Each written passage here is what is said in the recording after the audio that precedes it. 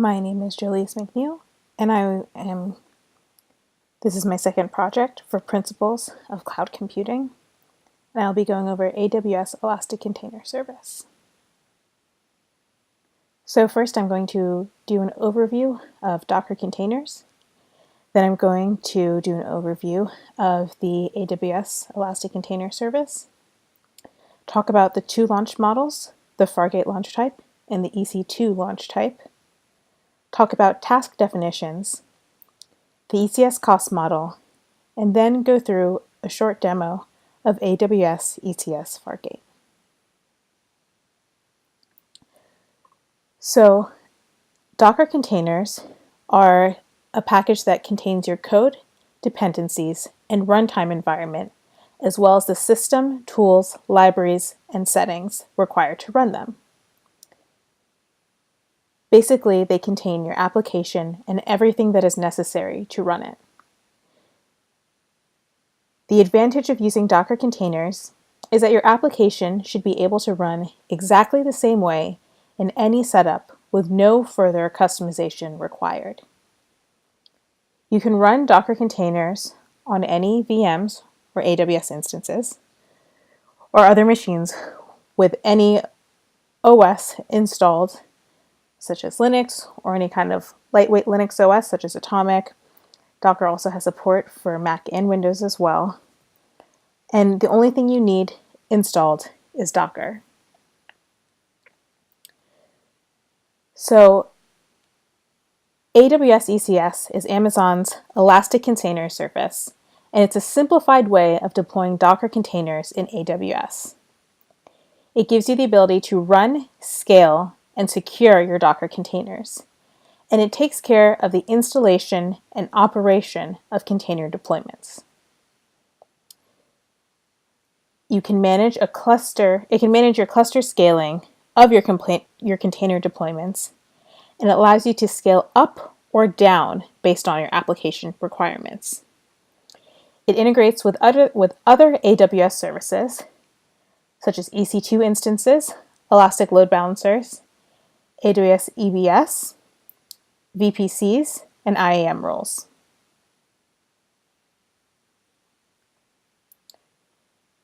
If you're running Docker containers without ECS, in AWS, this would require you to create your EC2 instances, your load balancers, security groups, VPC, and all of the other components your application needs, and also maintain and automate all of its infrastructure in order for it to be reproducible.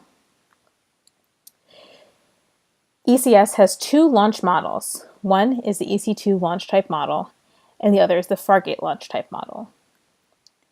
The EC2 launch type runs your Docker containers on a cluster on EC2 instances that you can manage. It gives the user more control than Fargate, but it also requires more setup. Basically, you have a self-managed infrastructure of EC2 instances on which you run your cluster. AWS Fargate launch type allows you to simply deploy your containers.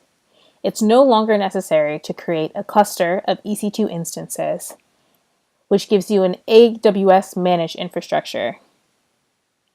You simply define the CPU and memory requirements of your application, and Fargate will create and manage the infrastructure and scaling for you. You can also define the networking and IAM policies for your container. At the time of this recording, the following regions support AWS Fargate: US East 1 in Northern Virginia, US East 2 in Ohio, US West 2 in Oregon, and EU West 1 in Ireland. Another important part of ECS are task definitions. And an ECS task definition is used to describe how to run your containers. It can be created either in JSON or using the AWS console. And in a task definition, you can specify the following things: the Docker image that you will be using and the location of that Docker image. It can be located in Docker Hub or the AWS Elastic Container Registry or another location. You also have to define the CPU and memory requirements for your container. You have to specify which launch type you'd like to use, the EC2 launch type or the Fargate launch type. You can specify the Docker networking mode, the port mappings, whether or not the task should continue after your container exits. You can specify anything that you would typically specify in the Docker run command, the environment variables for your container, the data volumes for your container, and the IAM rules for the task. A task can define multiple containers, but AWS recommends that you do not create your entire application in one task definition. They recommend using multiple task definitions that place related containers in the same task definition and unrelated containers into their own task definitions. AWS also has many task definition templates available that can be used as a starting point for common applications, and they're available on GitHub. The two different launch types for ECS have two different cost models. For the EC2 launch type, you pay the same that you would using if you were to create the infrastructure yourself using EC2. So basically, you pay for the EC2 instances and EBS resources that you use. So it's your instances and your volumes and your load balancers, anything that you use there, that you'll just pay whatever AWS charges for that specific region. For the Fargate launch type, you pay for the amount of CPU and memory resources that your application requests. And the way this works is that charging begins when your image is pulled and ends when the task terminates. They round these up to the nearest second, but there's also a minimum charge of 1 minute. So if you end your task before 1 minute, you'll still be charged for the first minute. I will now go through a demo of AWS ECS. The AWS ECS project, and first we're going to be using the AWS console. So right now we're under the Elastic Container Service page, and you can see this is the page. This is the landing page, and we can go ahead and click the Get Started button. So this is a kind of a getting started guide for Amazon ECS, and they give you an example container that you can use, and they give you some descriptions along the way. So first we're going to select our container definition, which they say to choose an image for your container below, to get started quickly, or define a container image to use. So we're just going to use a sample application that's provided. And if we click edit here, we can change the name to my first application. And this is the image here. It's the HTTPD image at version 2.4. And it's the memory limit set is a soft limit of 512. So you can also select a hard limit, but we're not going to select a hard limit. We just want to leave it at 512.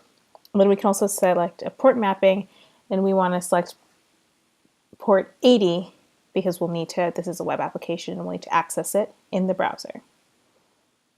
There are also some advanced container configurations that can be set, such as a health check, the environment, network settings, storage and logging, and the default logging is AWS logs. So we're just going to continue and use those CloudFormation logs. You can set resource limits and Docker labels. So we're going to update because we changed the name to my first application. And then now we're going to take a look at the task definition. So as described here, task definition is a blueprint for your application and describes one or more containers through attributes. Some attributes are configured at the task level, but the majority of attributes are configured per container. So we can go ahead and edit this. And our task definition name is the first run task definition. And the network mode is the AWS VPC. And the task execution role is this ECS task execution role that's created. And it's compatible with Fargate. So here is the task size. So this is where you set the memory and the CPU for your task. So these are container-specific CPU and memory sizes. So we're going to leave the task memory at the default they selected, which was 1/2 of a gig, and this virtual CPU at 1/4 of virtual CPU. So we can go ahead and save this, and then continue next. So now we've done our container definition, and we've created our task definition. Now we're going to create our service. And a service allows you to run and maintain a specified number or simultaneous desired count or simultaneous instances of a task definition in an ECS cluster. So we are going to create a service called My First Application Service, and we only want to run one task. And it'll create a new security group, and we don't need an application load balancer for this. And we can also hit edit just to take a look. If you're creating it not through the get it started screen, this is what you'll see. Service name, the number of desired tasks, can automatically create a new security group and select whether or not you'd like an application load balancer. So we can save this and continue. And now we get to our cluster. So we can give our cluster a name. So we'll call this My First Cluster, and automatically create a new VPC ID and automatically create new subnets. So, and this is the infrastructure and a Fargate, this is the infrastructure that you're creating this cluster here. And in Fargate, it's fully managed by AWS. So the containers are going to be run and without the need to manage or configure individual Amazon EC2 instances. So we can continue next. And now we just get up to a review page where we can see all of the choices we made before as we went through our task definition, our service, and our cluster. And we can go ahead and select create. And so again, we can see here, this is AWS using Fargate, and it's creating our cluster, our task definition, and our service, as well as the log group, and the VPC, the subnets, the security group, and the CloudFormation stack. So we can go ahead, and I'm going to pause the video until the ECS is finished. Have been launched, and we can go ahead and view the service. So if we go back to clusters, we can see that we've created a cluster called My First Cluster, and that we haven't created any EC2 services, but we have created one Fargate service.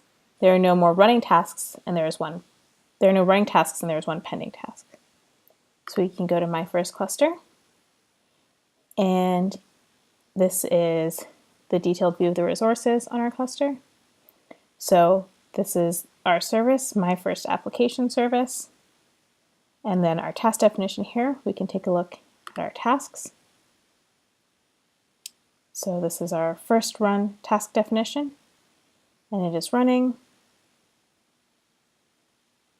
And now if we want to go ahead and take a look at where this is running, we can go to Services, go to EC2, and go to Network Interfaces. And here we can see that this is our network interface that was created as part of our EC2 container service. And if we go to the public IP address, you can see the landing page, AWS ECS sample app. Congratulations, your application is now running on a container in Amazon ECS. So we can see that it was successful. And if we go back to the Elastic Container Service, we can see now that our task is running. It was pending before. We were able to see it there. And if we want to take a look at our tasks, if we come to our first task definition here on the side, this is our first run task definition, and we can see the name here. We don't have a role or network mode, the compatibilities, and our task memory and CPU. So we can also see that there's a JSON tab. So we can also get our task definition in JSON here from the console. And we can make edits here if we like, or using the builder. So if we want to go ahead and we see a 3 here, this is because this is our third revision of this task definition. There were 2 that I created previously before this video, and so now we're on the third revision. And if we want to go ahead and create a new revision, we can change, for instance, the task memory, change it to 1 gig, and then change the task CPU to half a gig. So give it more resources. And when we hit create, we'll see now that we're at revision number 4.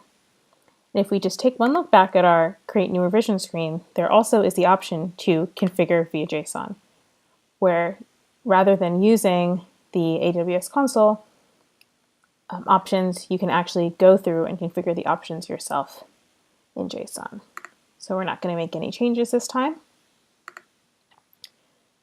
Just going to take a look at our first run task definitions and see that now, whenever you make any changes to your task definitions, rather than the previous version being deleted, every new version is saved with a revision number, so that you always can look at your previous task definitions and they'll be saved here. So if we would like to run this task, we go to Actions and select Run Task. Now we get to the Run Task screen, and we want to use a Fargate launch type. We're going to use My First Cluster. We want to run 1 task. We're going to use a public subnet. And there are some advanced options here that we're not going to be using for this specifically. And we're going to go ahead and run our task. So the task was created successfully. And now if we scroll down, we are in our cluster and we're taking a look at the tasks page. We have our first task we created that's running, and now our second task that's provisioning. And when this task finishes, we should be able to go back to our network interfaces, get the public IP address, and view our second container running and see that it's landing, and take a look at its landing page. So while bringing this to revision, we'll head over to the network interfaces page. And we see here that this is our second network interface for our second task. And we can take a look at this public IP address and see if our container is running. And here, great, we can see that it's running, and we can just verify that these are 2 different IP addresses for our 2 different containers that we're running. So now, if we go back to our Elastic Container Service, you can also, we see that we have 1 cluster, My First Cluster, and under Fargate we have 1 service running, but now we have 2 running tasks.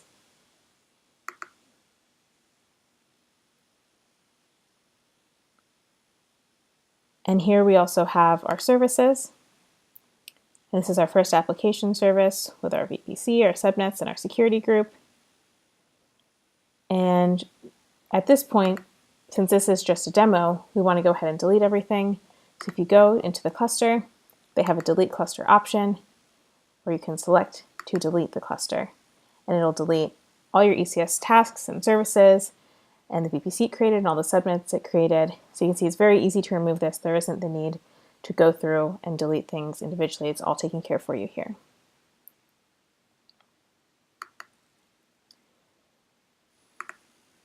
So in conclusion, AWS ECS is a great way to simplify deploying clusters of Docker containers to AWS.